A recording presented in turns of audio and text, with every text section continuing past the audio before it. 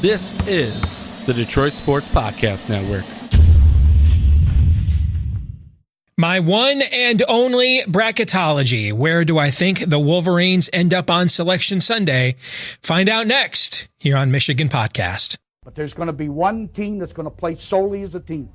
No man is more important than the team. No coach is more important than the team. The team, the team, the team. Looks deep for Anthony Clark. Waits for it. Tip. Caught. This is no time for that. In the pocket and a sack. Tim Jamison. Brady gets terrific. Throws it and a touchdown. Knight again. Schultz just before Brazil got him. And a leaping interception by Woodson. Harbaugh back to throw over the middle. Caught by Collier at the 5 on his feet. Touchdown, Michigan. On its way. It's good. He's 5'7", 179 pounds, a junior at Michigan. But Jamie Morris hacks a wall of him, and he delivers for Bo Schembechler. And here's your first play. Pressure coming. Sack. It is Glenn Steele, number 81, who fought his way through the traffic. Option. And Robinson calls his own number, and he's going to score. Oh, an easy touchdown for Robinson and Michigan.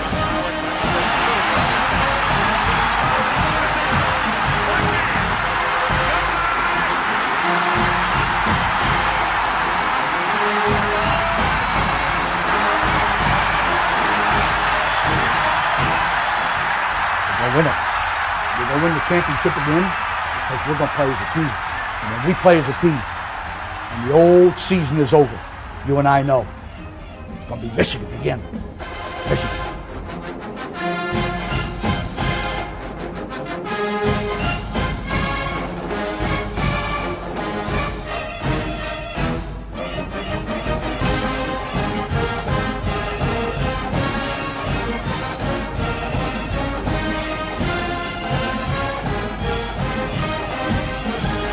Go Blue, I'm Steve Dace. Welcome to this week's edition of Michigan Podcast. So I think the most overrated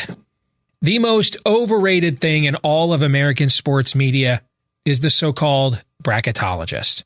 Here's why. How hard is it if you follow the sport on a regular basis? If you're a somewhat knowledgeable fan, if after all the conference tournaments were done, so right away you have 32 of the bids that are already predetermined for you. How hard is it if that much of the field is predetermined? If you just sat down and said to the selection committee, hey, can you hold off for 15 minutes while I come up with the next 38 teams that deserve at-large berths? Knowing all the information that you would know publicly at that point, you mean to tell me you couldn't get 90% of those teams yourself? Of course you could. All right, so this idea of the Joe Lenardi only missed 2 teams. Well, hey, numb testes. When you're sitting down and all the information is right in front of you and no other further games are to be played, you probably ought to do that with half your brain tied behind your back. That's not a challenge. That doesn't tell me anything, okay? No, you want to do it for real, faux shizzle, as the kids say today. This is how I do it every year. 2 weeks before Selection Sunday, when much of the regular season is done, but some still remains, and none of the conference tournaments have been played, I put out every year my one and only bracketology.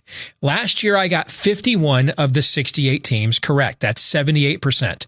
Ask yourself what's more impressive, getting 78% of the teams right when none of the field is predetermined 2 weeks before it's announced, or getting 98% of the teams right when half of the field is already predetermined and you pretty much know that, it's these 5 teams for these last 3 spots. I agree. I'm not very smart. And so if I can get 78% 2 weeks in advance, so could just about everybody else. So without further ado, I have now completed my one and only bracketology for this year. Here is how I believe the field will be unveiled and the teams that I think will make it when we get to Selection Sunday, which at the time we're taping this is in 12 days. Let's start in the East region. Columbia, South Carolina. I believe Virginia will be the number 1 seed there. Their only 2 losses are to Duke. They've pretty much dominated everybody else. I think they will play the play-in winner between St. Francis and Quinnipiac. And I should mention too, by the way, of the I got 51 out of 68 right last year. Only 2 of the at-large teams I got wrong. The rest of the teams I got wrong were because I picked the wrong team losing its Podunk Conference tournament. Okay? Again, this isn't that hard. All right, in the 8-9 game, I've got Auburn versus Iowa. That would be intriguing. Former Iowa assistant Bruce Pearl against his old school.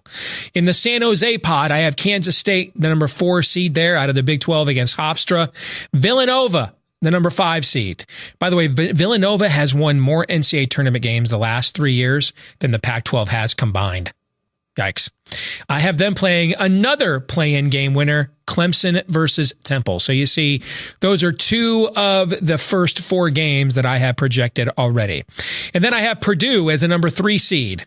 Whether they share or win outright the Big Ten, taking on 4th-seeded Yale. That might be a bit of a home court advantage there in Hartford for the Yaleys. Buffalo, the 6th seed versus 11th-seeded Murray State, 2 of the mid-major darlings this year, and Murray State's one of the top mid-major programs every year. In Columbus, Ohio, I have the 2nd seed Tennessee against Bucknell, who's pulled off an upset or 2 in the past. And then Louisville and Texas in the 7-10 matchup. That could be an interesting second round for Tennessee against either one of those teams, particularly if Kerwin Roach comes back for the Longhorns. So those are the 4 pods I'm predicting we will see in the East region. We now move out west. I think Gonzaga, who has fewer quad 1 wins than Indiana. I think Gonzaga will be the number 1 seed against 16th seeded Radford. Washington and Utah State are the 8-9 games. So you could see a potential Gonzaga-Washington, State of Washington battle. The team from Seattle versus the team from Spokane. I actually had a speaking engagement in Spokane area last year. Beautiful place. We go back to Hartford, Virginia Tech. I have no idea what that has to do with anything. I just went Larry King, ... Virginia Tech is the 4th seed in Hartford against 13th seeded Vermont. Maryland is the 5th seed against New Mexico State. Beware the 5-12 game, Big Ten. In Jacksonville, I have 3rd seeded LSU against UC Irvine and 6th seeded Nevada against 11th seeded NC State. And there you have our beloved Michigan Wolverines. Yeah, Dave, you put them in Des Moines because that's where you live. Actually, I did everything I could to game it so I could put them in Columbus so they'd actually be closer. I just couldn't make it work. So they got the next closest destination in Des Moines, which is where a lot of the bracketologists currently have Michigan forecasted, against Montana. That's right. Same team they played in the first round last year. And then in the second round, I have VCU versus TCU. That would be either one would be a very favorable second round matchup for Michigan. But man, LSU with all of that athleticism as a potential Sweet 16 game out in Anaheim, if Michigan were to advance that far, frankly, I'd be more concerned about it because it's about matchups, guys, not necessarily resumes. It's about matchups. I think I might be more concerned. Yeah, in fact, I'm doing this on the fly. Yeah, I'd be more concerned about LSU than Gonzaga, actually.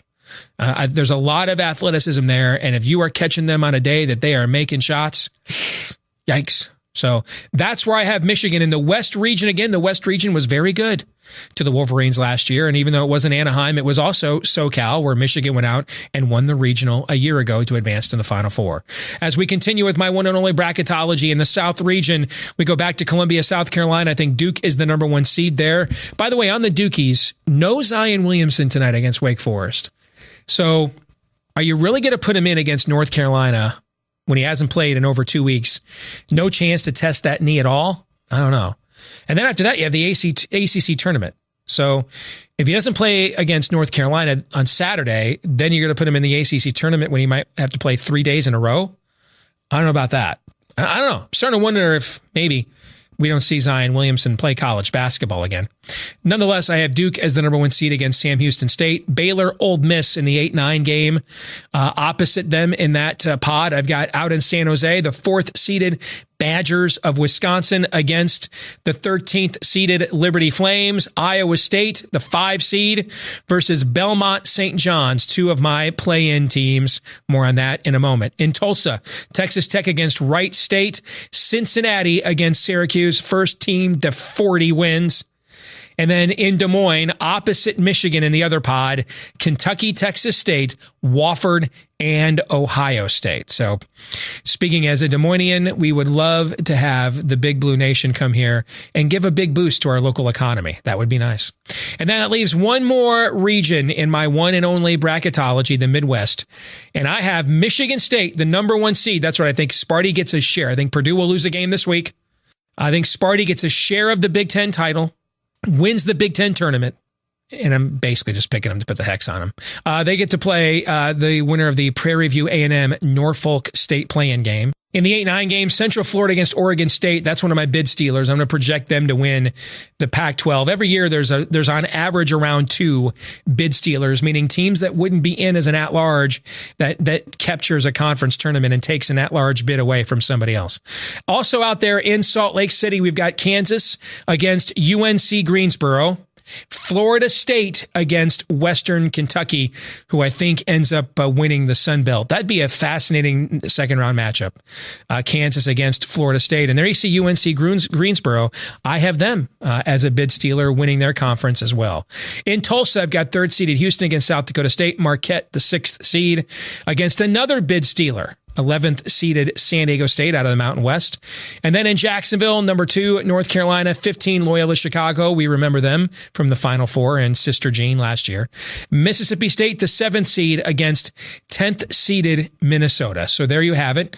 That is my one and only bracketology. And for those of you wondering, hey, who were my last 4 in and who were my last 4 out? My last 4 in, because I'm projecting how the season will end. Temple, Clemson, St. John's, and Belmont. Why Belmont? Because I know we say this every year, and sometimes it's just a whine, but this year I think it's actually true. This is the worst bubble I've ever seen. You're not picking bubbles. You're not picking, these are pimple teams, not bubble teams. So, I mean, you're just choosing, hey, I really like the Whitehead on that one, but that's too much pus on that one. I mean, these teams, their resumes are bad. All right, so I could see this being a year if we have a couple of bid stealers like UNC Greensboro or San Diego State, as I've forecasted. I could see this being the year where the selection committee decides, let's do a make good, do a solid for the folk, the Cinderella mid-major virtue signalers in the sports media, and we do them a solid in a year where the major teams just don't have great resumes for at-large berths. So that's one of the reasons why I have Belmont in there. My last 4 teams out are Arizona State, Oklahoma, Florida, and Furman. So not everything is good news for those mid-major teams that don't win their conference tournaments. We'll come back, get an update on where things stand with Michigan basketball after a huge win at Maryland, and now nearly a full week to get ready for the final game of the season against Sparty. We'll discuss that and more with Michael Spath from WTKA Ann Arbor next. Thank you to all of you that are supporting us here on Patreon. We get asked frequently, hey, what can we do to support what you guys are doing here at Michigan Podcast? And one of the best ways to do that is to support us with a very inexpensive nominal contribution at Patreon. And as you can see, throughout the course of the year for our Patreon supporters, we do give you exclusive content we don't offer anywhere else, just as a way of saying thank you. So to all of you that have supported us throughout the year at Patreon, thank you. Thank you in advance to those of you who are willing to sign up and do so in the future, and go blue. All right, we're back on Michigan Podcast, and we're joined by Michael Spath from WTKA and Ann Arbor, as well as Wolverine Digest. Good to see you, Michael. Someday it will be spring, and we can put you back on Skype again, brother. How are you? I don't know about that. I mean, it's March 5th. It's 12 degrees outside here in Ann Arbor. It's been snowing off and on. But I'm nice and warm because I'm inside the Grotto Bar here for our Chat Tough event, and it's there's a lot of beer flowing. Not yet. I haven't had any yet. It'll be flowing here fairly soon. You've not had any yet there. That would be the operative word. Let's get to some basketball. Michigan getting a big win on the road at Maryland on Sunday. And you are all in right now on Team Xavier Simpson. Right? I mean, I've been watching what you're posting. I've heard what you've talked about on your show this week. The game that he played on Sunday, all you need to know is this. Michigan was plus 12 when he was on the floor, minus 8 when he was off. I mean, that's all you need to know right there. I mean, that is the entire game, what he provided for the Michigan Wolverines on Sunday. Well, I mean, in a lot of their big games this year, he's been their best player. And, he was the only one that really showed up against Michigan State a couple of weeks ago. And, I know a lot of people pointing to the fact that Cassius Winston scored 27 and he out-dueled Xavier Simpson, and we can put that conversation to bed. But, that doesn't diminish what Xavier Simpson did in that game, scored 19 points, was the guy that was fearless and was not afraid to take the shot. Now, I don't want him shooting the ball 19 times in a game like he did or taking 7 3-pointers. But I think what we've seen out of Xavier Simpson is one of the greatest evolutions of a basketball player, at least during the John Beilein era. That's what I wrote about on Wolverine Digest this week. And maybe in the 35 years that I've been paying attention to Michigan, as a freshman that had no business being on the floor, other than to give you 4 to 6 minutes a game on the defensive side, just being relentless. And he couldn't shoot a three. He couldn't shoot free throws. He couldn't get to the basket. He had no mid-range jumper game. He couldn't rebound the basketball. He was, I guess, okay as a distributor of the basketball, but not anything special. And here we are 2 years later, and while he's not a great three-point shooter, he's adequate enough. He's a good free throw shooter. He is a terrific floor general and a guy that can make plays for his teammates. He can penetrate, get to the basket. He's a great finisher at the rim. He's now got this baby hook shot that, is a quasi jump shot. I mean, it's not the traditional jump shot that works for him. And then you just look at his attitude, his energy, the leadership that he brings to the court. I don't know that Michigan has ever had anybody like him. I think the only comparison is maybe what Spike Albrecht did early on in his career, where he took the entire Michigan family by surprise. But Xavier Simpson, to me, has changed his game, remade his game, become a MVP candidate in the Big Ten, and no one would have guessed that 2 years ago, and maybe not even a year ago. You basically said in 3 years he's gone from Eli Brooks to Gary Grant. That's basically what you just said. Right. Yeah, which is incredible, and especially when you compare. I mean, it's not the easiest thing to be the point guard at Michigan under John Beilein. I mean, Darius Morris took a long time to get to that spot. Trey Burke is the exception, not the rule. I mean, look at Derek Walton. Derek Walton had, he battled some injuries, but it was like his first, second, third year, it was up and down play. He finally took off as a senior. But to see what Xavier Simpson has done for really the last year and a half, it's as good of point guard play as we've seen at Michigan in at least the last 15 years. And I couldn't be, as a Michigan fan, as a Michigan grad, I mean, this is the kind of guy that I'm so excited and so proud that he's on my team wearing the maize and blue. These are the kind of guys before that played for smaller schools that you'd see and they would get into a tournament and you'd be like, God, that guy's a bulldog. Why can't we have someone like him? Well, guess what, Michigan fans? We have someone like him.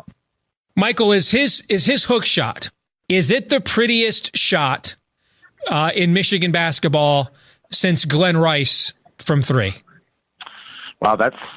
I mean, I would probably say that or the Nick Stauskas 3-point shot. That just seems so incredibly natural. But his hook shot, his final hook shot in the game against Maryland on Sunday, which with a late shot clock, and there was 9 seconds left when Isaiah Livers passing the ball. That violated every law of geometry. That shot did. Every law of geometry was violated. I mean, he was probably like 15 feet away from the basket. He was throwing it. He was getting it over a guy who had 6 inches on him.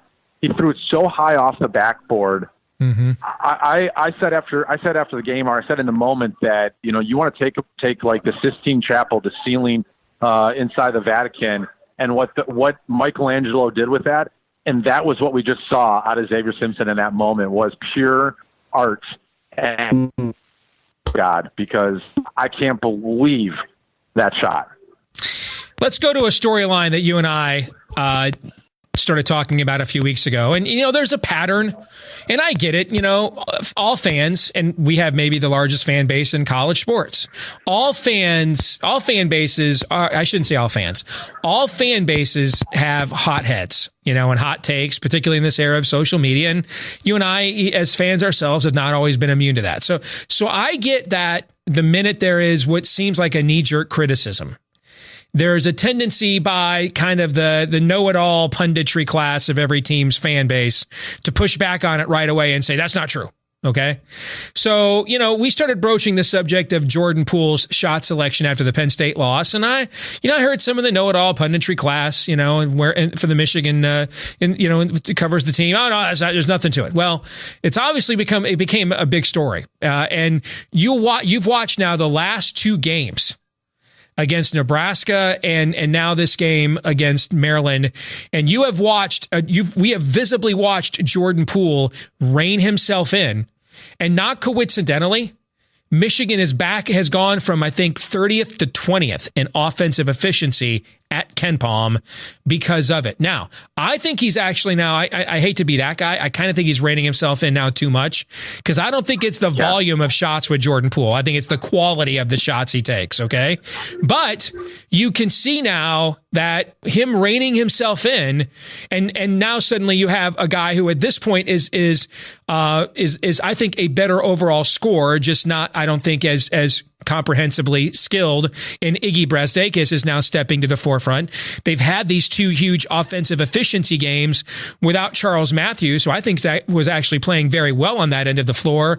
But what it has done is Isaiah Livers is more of a designated perimeter shooter, and so he's a better three-point shooter than Matthews, so defenses now have to extend on him in ways maybe they would not do. They'd be more concerned about Matthews and his in-between game. But have you noticed this same tendency with Jordan Poole as well? And that definitely is coaching. There's no way a player does that voluntarily. No way.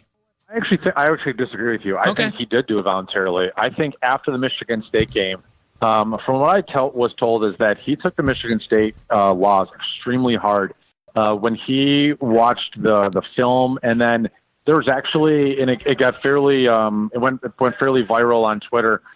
Someone broke down like all of his plays on offense and defense. All the bad plays, and it was like a 3-minute video that are 15-second clips because there's so many of them. Him making brain fart moments. This I did not know. Wide open under the basket. Yeah, this is now in this day and age where these kids are all on social media. I can see a kid with that out there voluntarily acting on his own about something like that. Yes, I'm sorry. Go ahead. Yeah, so I think he was embarrassed. I think he was absolutely embarrassed with the way that he played and the way that it cost Michigan, and the reaction to him was so visceral that I think he kind of was like, is this who, I'm this fun-loving guy with a lot of swagger, guy with an attitude. Everybody loves me. And as soon as the fan base all of a sudden kind of turns on you and you've been the jovial, the class clown, I don't know. I think that's what happened. I think like he didn't like it. I think he was all of a sudden like, wow, this sucks that people are anti-Jordan Poole. And in that moment, he realized, like, this can't keep happening. I can't keep on jacking up every three-pointer. I can't keep making these bad defensive lapses. I can't keep on turning the ball over or getting rejected at the rim on a dunk or a layup that I shouldn't be going after. I think that's what happened, because what you saw in that first half, there's no possibility, no way against Nebraska that John Beilein tells Jordan Poole going in the game, all right, I don't want you to take a shot in the first half. We looked at John Teske on Sunday when he's 0 for 5 from 3, and John Beilein is telling him to still take 3-pointers, and he hits the clutch one at the end of the game. So there's no world where John Beilein is telling a guy not to shoot. And yet Jordan Poole did not attempt a shot in 13 minutes of a first half against Nebraska. That's on the kid. That's the kid deciding that I can't be a liability for my team. And so I think he's tried to rein it in. I think what you've actually seen is you've seen him try to rein it in. At the same time, he still has his impulses. And there's been a few times in these last two games where you can almost see the bad shot coming. And then at the last moment, Jordan Poole's like, okay, crap, I was about to do that. I won't do that now.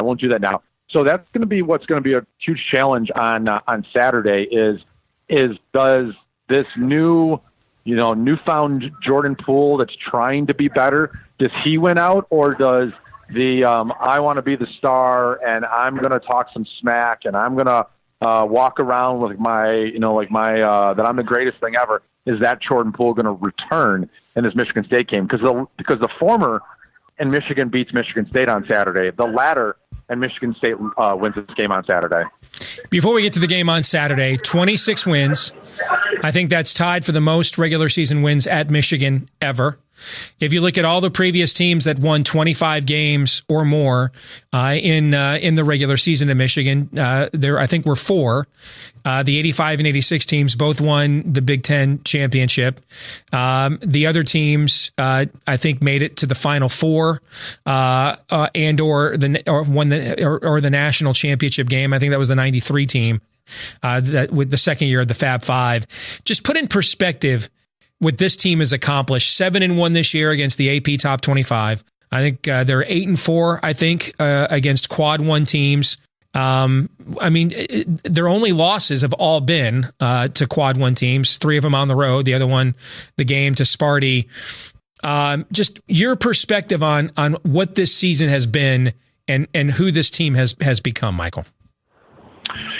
You know, they've been a lot of fun to watch, and certainly they've won a different type of basketball than we're used to. But I'm going to be a little devil's advocate here, Steve, and I'll put things into perspective and appreciate, what the season was after it's over with. But right now, this is a little bit like a 10-win season in football. Like, they haven't won anything yet. They haven't won the Big Ten regular season title. They haven't won the Big Ten tournament title. They haven't won a game in the NCAA tournament yet. So it's for me, this is a great accomplishment. But, Virginia was set a program record for wins in a season last year and then got bounced in the first round of the NCAA tournament. So I think this team is going to write its legacy come the next 3 weeks. And then we'll look back and say one of its best seasons in Michigan history. Is there more wins than they've ever had before? Yeah, that's a great accomplishment. And the Big Ten has been strong this year, and beating Villanova in the capacity they did, and beating North Carolina earlier in the year, and thumping Purdue, and getting the rematch against Wisconsin and winning a couple of games against Maryland. You know what this team hasn't done is they haven't lost outside of Penn State. They haven't lost a bad game. And that's been something that's been impressive about this team. But, I have a hard time saying like, well, this is one of the greatest seasons of all time. Let's see what they do first. If they go out, if they beat Michigan State on Saturday and they make it to the finals of the Big Ten tournament and they make it to the second week in the NCAAs, and they've set a program record for wins, then I think we'll go back and go, yeah, this is an A season, and this is probably one of the top, 3 of the John B. I'm not ready to crown them anything yet. The Michigan football team was 10-1 going to the Ohio State game, and we look back on the 2018 season and say, what did they do? Did they really? I mean, they beat Wisconsin and they beat Penn State and they beat Michigan State, but they got thumped by Ohio State and thumped by Florida. So what did they actually accomplish? I'm going to wait until the teams actually accomplish something of note before I laud it with like the highest level of praise. Well, let's look ahead to the game against Michigan State. Sparty has Nebraska tonight, and then the rest of the week to prepare. Michigan has the entire week to prepare. And if you look, you can see, you and I talked last week, are we going to see teams now try to play Michigan the way that Michigan State introduced? And we have. And we've seen Michigan and their adjustment to that now. And what's actually, we need him back. He's one of our leaders. He's the second best defensive player in the program. But if there was a time for Isaiah Livers to get more minutes, with teams now extending on the pick and roll game, like we saw Michigan State do on defense, or teams backing down from the pick and roll game and saying, hey, we dare you to beat us from 3. It's kind of fortuitous timing for Isaiah Livers to get more minutes because in terms of accuracy, he's the best 3-point shooter on the team in Big Ten play. And so we have seen John Beilein and his crew make the adjustments to what we saw against Michigan State. We've seen it with improved ball screen defense again as well. How do you think that plays into Saturday night at the Breslin? And how much confidence do you think Michigan has? They already went into a snake pit against Maryland, national televised audience, and went in there and punked them. That's got to give them a boost for Saturday night.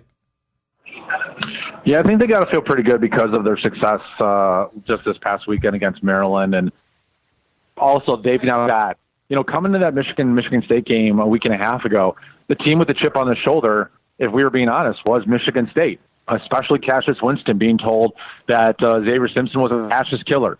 And they were down Nick Ward and they were down Josh Langford, and no one thought that they could win. and they played with that type of attitude. And now the role has been flipped, and Michigan is going to that game. There's no world where Tom Izzo can convince his team that they're the underdog on Saturday. There's no world where he can convince them that they've got to play with a chip on their shoulder because the whole world is against them. And I don't think the whole world's against Michigan, but I do think that Michigan now feels like this is their game where they have to even it up, and they've got to get back. And they got a little, they had their lunch money taken from them. I think, my producer Matt Misler said it on our show on Tuesday. I mean, Michigan had a undefeated streak at home. They had the Big Ten title, not wrapped up, but they had it completely in their sights, and they had controlled their own destiny, and that all got taken away by Michigan State. So that's going to be a great motivation for them in this game. I think that's going to be able to carry them. But I'll say this, the way that Michigan State played them, there's no reason that Michigan State won't play them the exact same way, and that is switching on the pick and roll and daring Michigan to shoot from the outside or pass the ball down low to John Teskey. I think this is one of those games where Michigan's going to have to shoot 40% or better from three unless they just jack up a ton and you can get like 35%. But Jordan Poole's got to be on his game.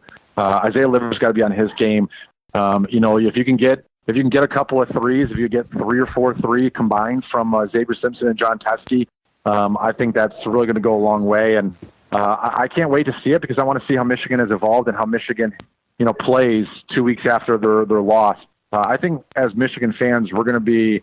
I'm not going to go out there and say, "Hey, we're going to be so excited. We're going to be so proud of the way that they play." But I think it's going to be really interesting because I don't let, as you said, like there's absolutely a Michigan game plan out there or a game plan to stop Michigan come tournament time. But I think like the better teams that they play, once they get to the second weekend, we'll be able to watch Michigan State's performances. And if Michigan State beats Michigan twice, well, then when Michigan's the second weekend and they've got to play a 3 seed, a 4 seed, someone a little bit better, that's when a team like that is going to try to use the exact same thing. And that's when it can give Michigan trouble. So, yeah, I want to see what it looks like this Saturday.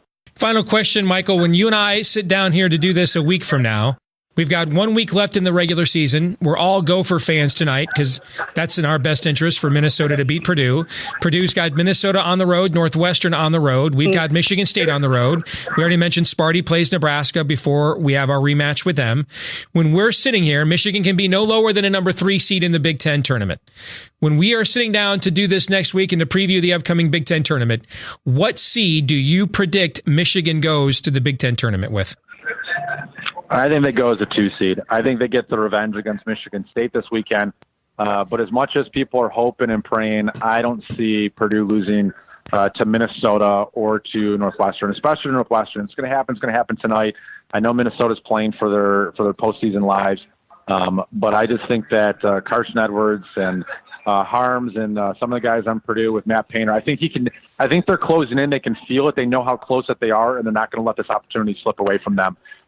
So unfortunately, I see Purdue winning these last two and winning the Big Ten regular season title and being the 1 seed. Always good to talk to you, Michael Spath, WTKA Ann Arbor, Wolverine Digest. We'll talk to you next week, brother. Go Blue. All right. Thanks a lot, guys. Take care. If you like what we do here, WolverineDigest.com is the website. We update it frequently with commentary. If you don't want to wait until Tuesday and when a new episode gets unveiled each week, keep updated each and every week at WolverineDigest.com. Both myself and Michael Spath from WTKA and Ann Arbor write commentary there each and every day. WolverineDigest.com.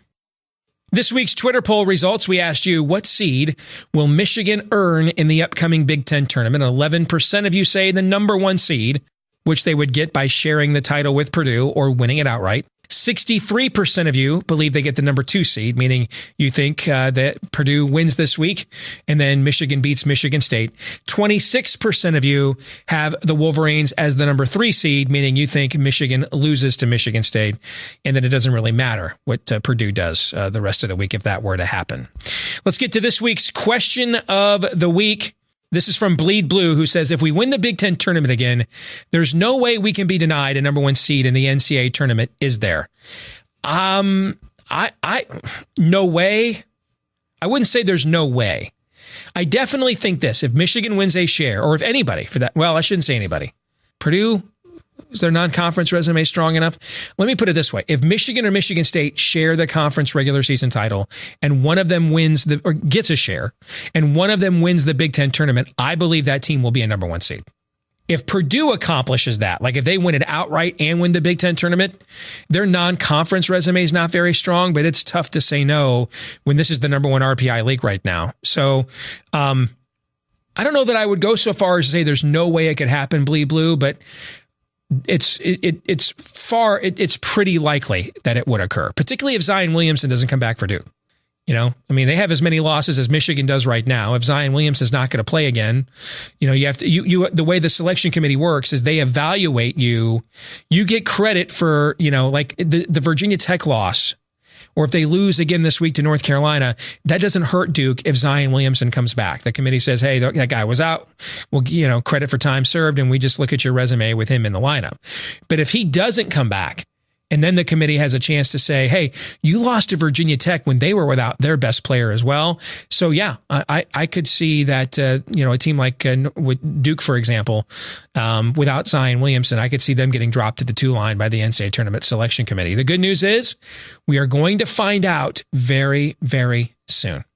So next week, we'll take a look at the Big Ten Tournament bracket. It will also be our spring football preview. We'll get into that next week here on Michigan Podcast as well. I want to thank our friends at Detroit Sports Podcast for helping to spread the word about what we do here each and every week. If you are watching us this week on YouTube, please click like and subscribe. If you are listening via the podcast, leave us a 5-star review, please, on the podcast platform of your choice. Follow us on Twitter at Michigan Podcast. Check us out every day at WolverineDigest.com. Until next week, go Blue.